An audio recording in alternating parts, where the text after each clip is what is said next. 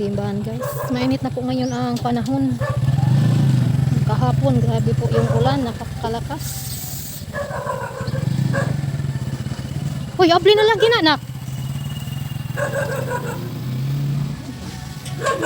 Ano na guys, okay na po yung simbahan namin.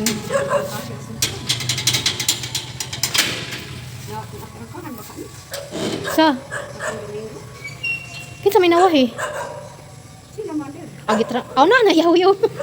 Wag yablihan natin nagsayo nila. Dito na po yung ano namin kasamahan dito na po siguro. Kasi may ano na po dito, may susi na po. Guys, nakapagwalis na po kami. Nakalimot naman tayo pag-vlog. Nakawalis na po kami dito sa loob. May sa labas.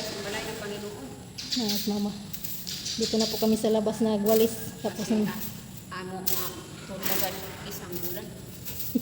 Isang buwan po yung ano, 4 na linggo. Kami maglinis guys. Banos-banos kami. Papalit kami po yung paglilinis namin. Ano po yung pinamap natin guys. Malakas pa yung ano ni Ann. Yung bukton.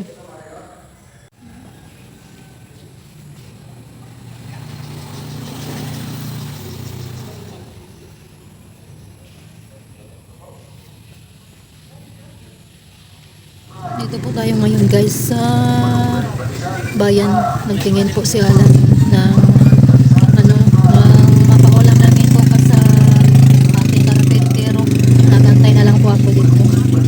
Siya na lang po doon sa pumasok sa wet market para tingin kung ano ang may ulam sa ating karpentero bukas.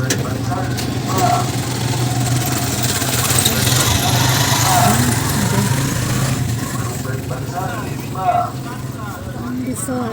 Marami nang nakaparadang nagtitinda. Pandesal. Dito na po sa Alangga. Ano kayang nabili niya? Yung nananit yung anong nabili? Ano? Tuna. Tuna man ko nun eh, red horse. Tuna daw po yung nabili niya. Ang kanon. Bakit ang tatagpuan? Nakutan ba nga? Sakto na niya eh. Sari-sari ba? Unan na tani. Sari-sari gani, kanong isa po. Doble na. Saan kayo nasa ilalim? Parehas na lagi.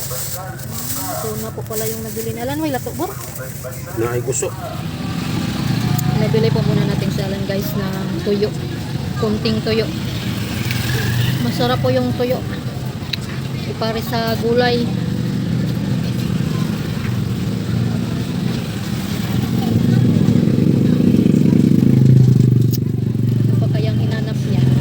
Paghapon kasi guys, dito maraming magdi-display dito.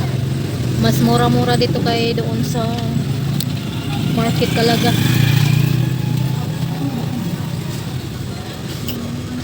Ano kasi wala, naghahanap pa.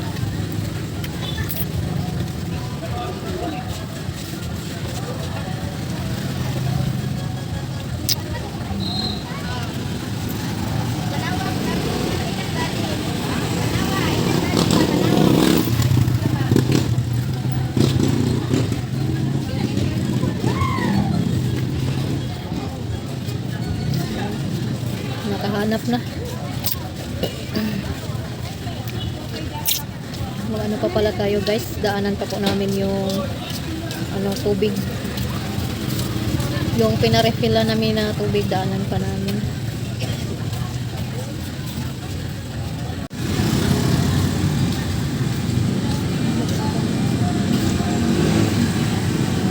Alimasag po pala yung nahanap niya guys. Mura po siguro kaya bumili.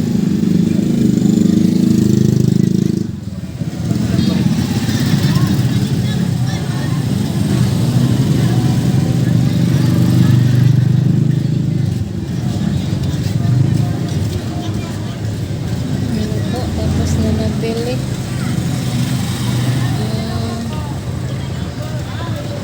Nasa po pala yung pinunta niya doon sa kabila.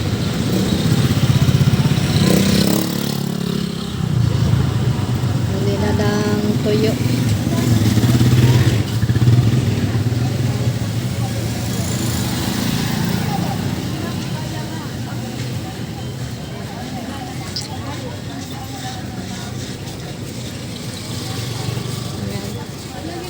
Tapos na po nakabili ng tuyo.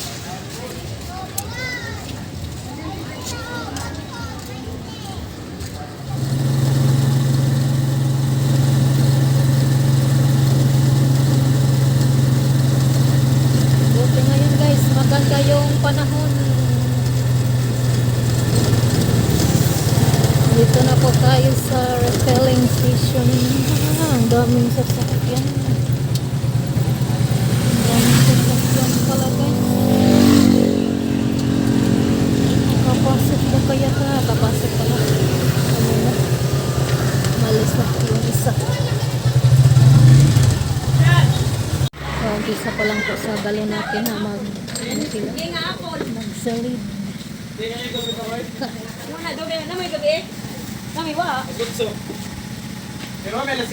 Timing po sa amin na po yung nila ng tubig, nilalagyan, na siya lang.